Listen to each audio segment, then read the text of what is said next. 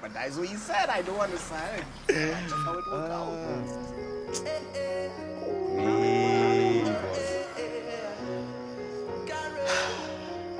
Wow. You're hearing that?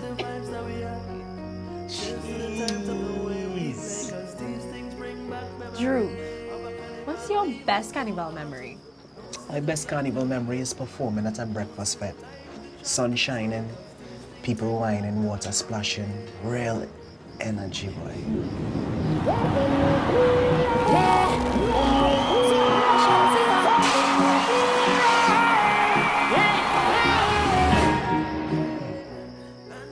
My favorite will always be pan. You see, listening to those sweet melodies in a panorama semis, I have nothing better than that. Nothing.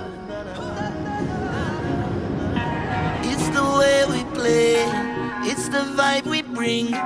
Feel the rhythm flowing, brewing deep within. For me, it has to be mass. It's crossing the stage. It's a celebration, life we celebrating. Sunshine in every step, with every sip we take. Kill, you know I never play mass yet. What? I think my best Carnival memory is yet to come. Well, cheers to that.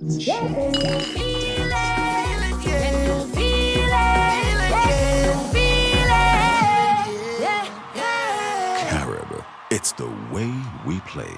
Drink responsibly.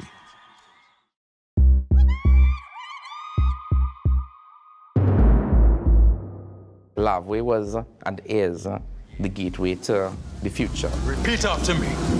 I am not afraid when I cross through the temple of this stage.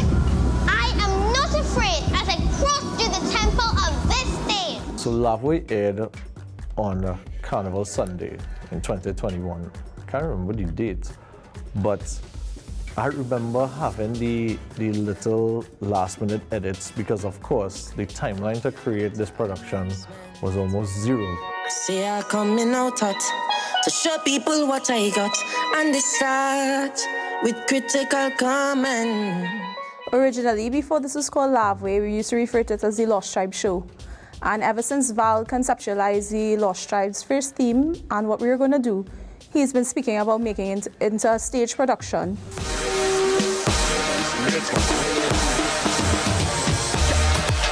We were in, I think, Tribe's car park at that time, and he started talking about it to me, and I was like, you know, Val, this is like a real amazing idea. It's very unique.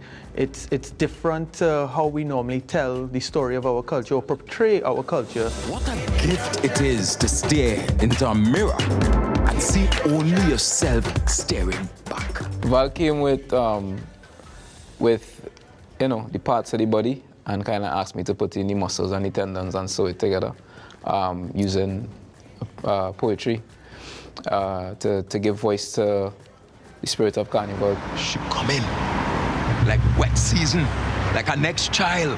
Lavway is a visceral song and sound. It is a sound of, I don't want to say a song of oppression, but it's a song against oppression. It is a song of development. It is a cry that stands in the face of any adversity, and it is literally at the root of our people.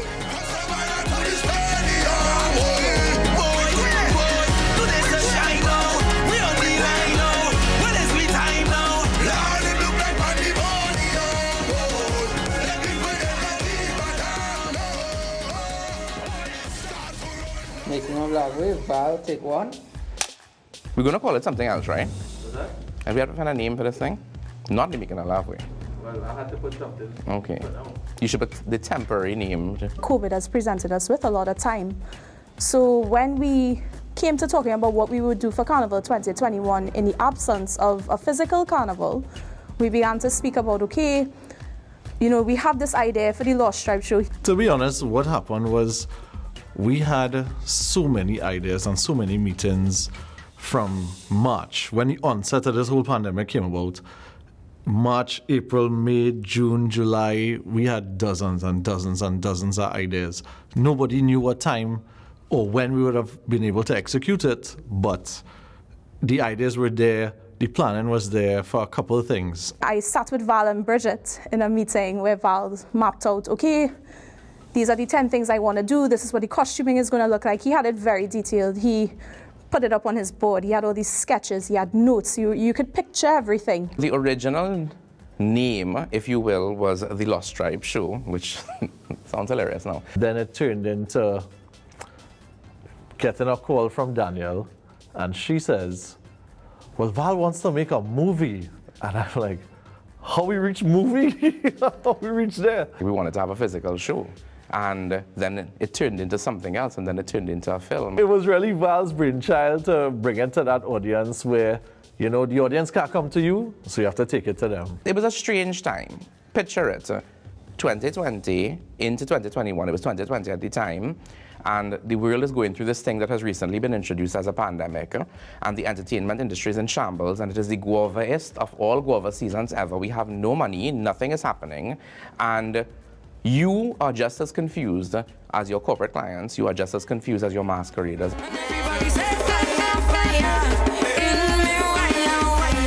First person we speak to is anybody who have the ability to give us the resources, and by the resources I mean the money, to do a show like this. It's a major investment. Let's not, let's put it out there. It's a major investment to be part of a production like this.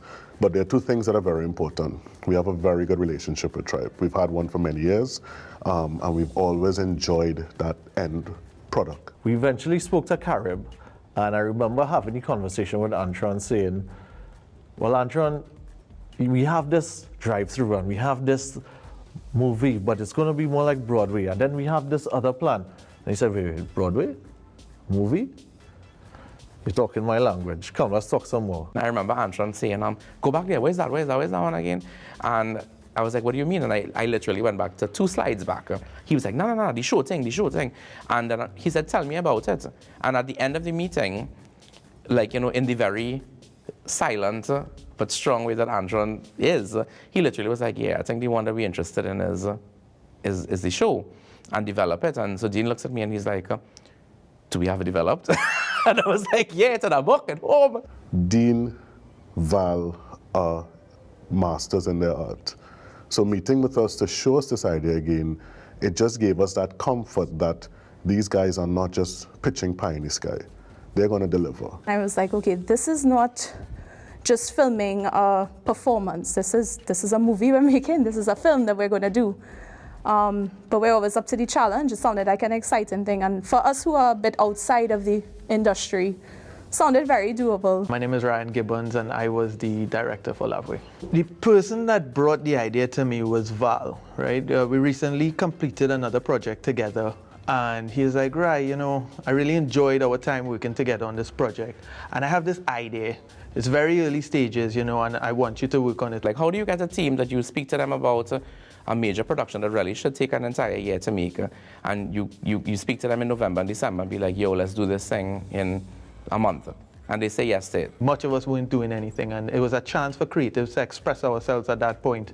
And doing a feature film in a month is like a logistical nightmare. Like, why would you?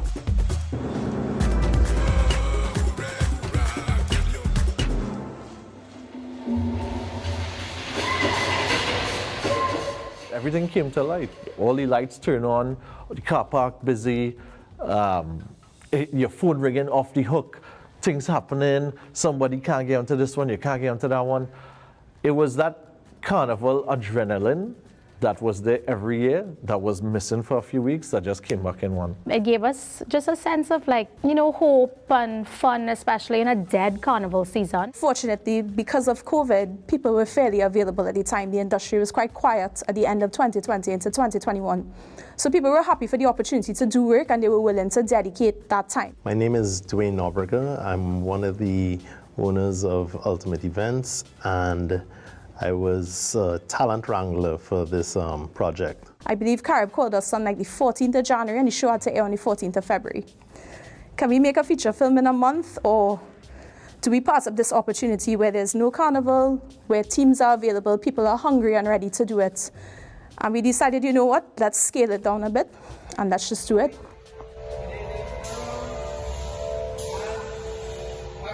Talent wrangling, which I was new to the term, but in the film industry, basically is sourcing the talent and dealing with everything from start to finish. I could tell you we had, I believe it's 198 performers that we would have hired. That's just performers.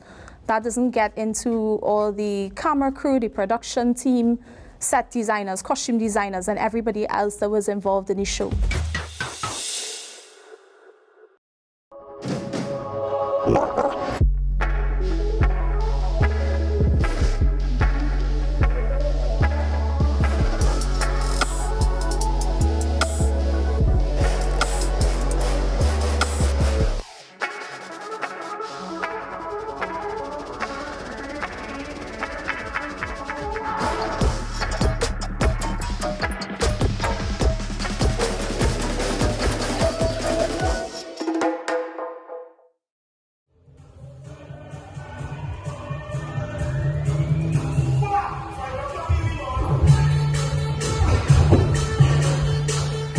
My name is Bridget Wilson, and I am the lead choreographer for LAVWAY. Remember, this was the onset of COVID.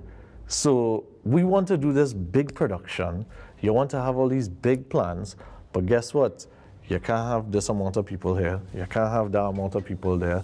You have to have restrictions. You have to have protocols in place. At times it felt very disconnected. So if you're on Zoom and you have like me at home and people in their homes and everybody scattered about, it can be really frustrating, because it almost never syncs up that you see everybody dancing the same thing at the same time. Again, it's COVID. How does she instruct a full platoon of dancers? So they actually had to do Zoom classes on the dancing and instructing. So they had to, one person have their computer here, one person have their computer here. Some people were living close together at the time, so those two would be in one room, and then Bridget is home trying to direct and dictate. You have the challenges of direction. Some people's cameras flip them or flip me or flip whoever, so you think they have the right arm or the right leg or they're going the right way. And then when they come into the studio, you're like, well, what is this? This is not what I created. Like, who is doing this? Bridget is choreographing to music that is the timing of what the music should be, but she doesn't have final music. Just hand claps and foot taps, and that is the rhythm that they're working with. When they eventually got some semblance of the music, when we finished it, and it wasn't even finished at that point, they probably had 5 days to prep. I would say the time restraint caused all of us to be innovative.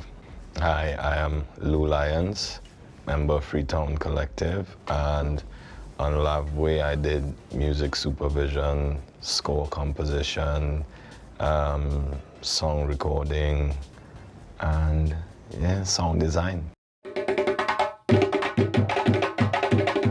If you creatively look at the entire structure of LAVWAY, it's built in the tradition of call and response. The narrator calls, the dance responses. The music calls, the dance responses.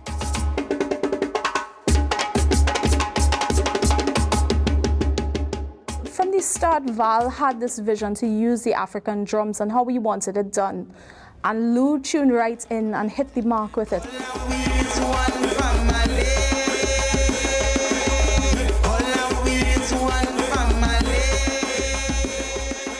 I wanted the sound of the tambo bambo and the drums and any little thing that they was beating in the back, it could be anything at all, for it to be interpreted and presented in a way that was not what people thought about it. Given unlimited resources, we would have had musicians there. It would have felt like, the early glory days of Calypso and Kaiso, where jazz quartets, would come together and play music. But the time wouldn't have allowed for that to happen. Nothing sweeter than hearing the sound of all I am. Oh, babe. Every musician's take basically the same drums with some slight variations was magical to me. So while we would have had a picture in our imagination that we wanted to recreate, sharing that and collaborating on that opened up the process to magic that we could not have imagined. And that was good. And they laugh in utter amusement. Well, I've performed Too Young to Soca before, but you know, with the normal track and stuff like that. But this was the first time I'm actually performing Too Young to Soca in a different way, with just drums and some percussion and stuff. And it was new. It was something that I was now getting familiar with. They say I should concentrate on winning the junior crown, because I have got to wait a few more years to break down.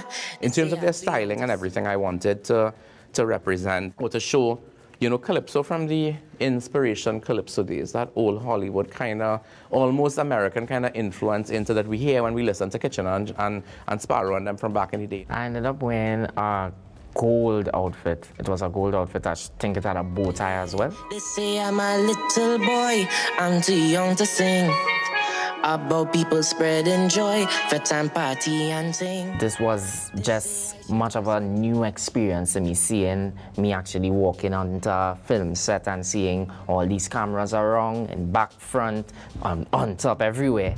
And it wasn't something that I felt nervous about. I was just, again, thankful to be there, thankful to experience something like that, to cross that off my bucket list.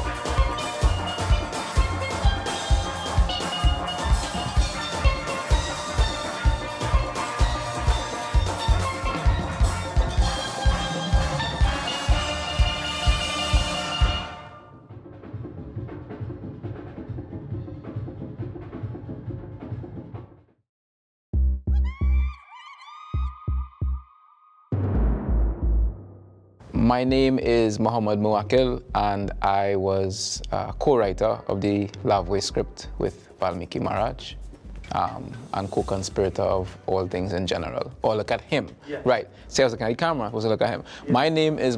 Look here. This thing rare, you know. In a soup. Corners, hold it on. Carrot, pumpkin. I felt it needed to be narrated, because sometimes you need to be told a story, not interpret a story. Without the pot itself, the heat, the cook, none of them may have a chance to be the best they could be. Savannah, to me, was always very much like Little Nancy, like that character that has manifested throughout time in every single culture. That is almost a trickster, that's your little brother, that is somebody who knows everything that's going on, but somehow or the other has influence, but doesn't directly make himself present as having influence. I could be sucking a sweetie and she passed by and right out my mouth. When Val first came to you with a concept, and I assumed something rough on paper, was myself in very early stages, what did you think of it?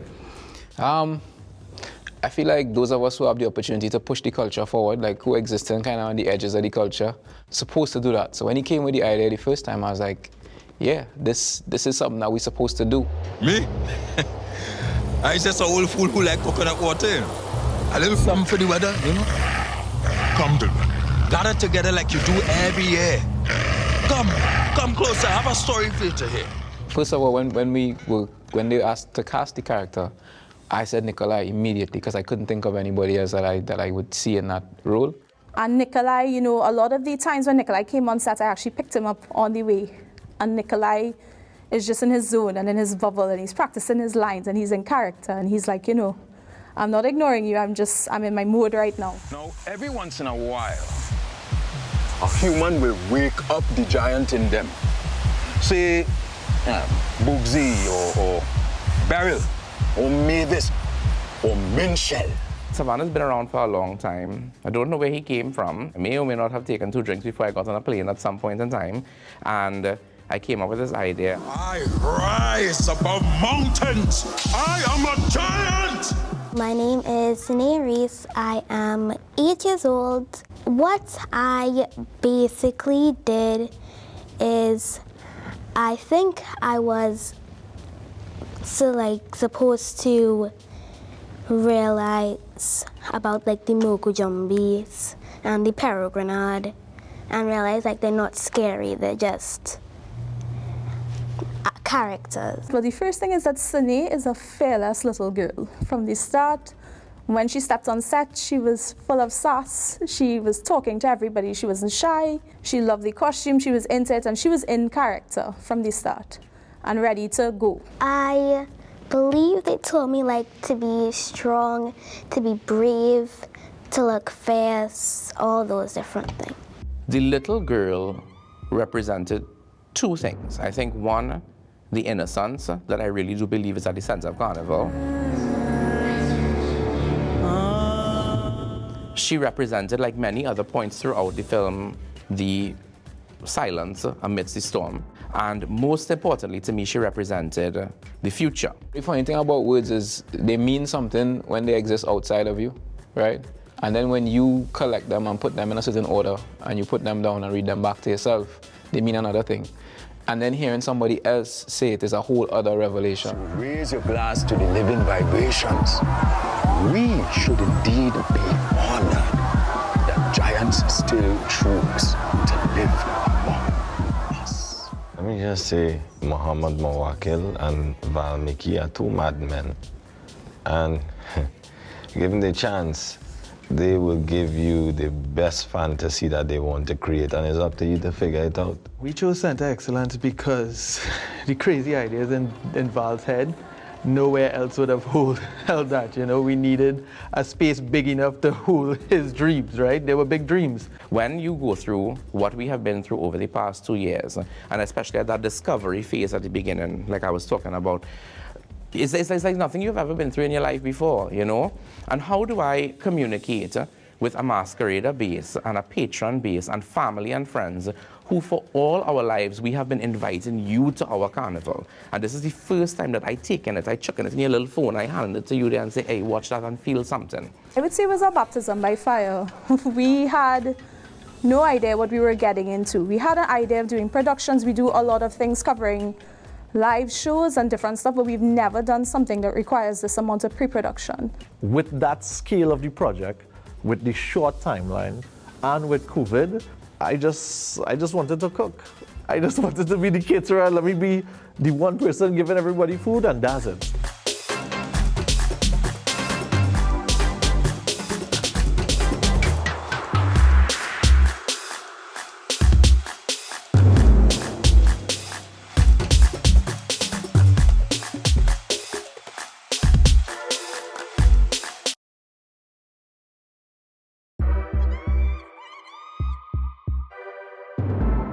Beginning was a bass pan,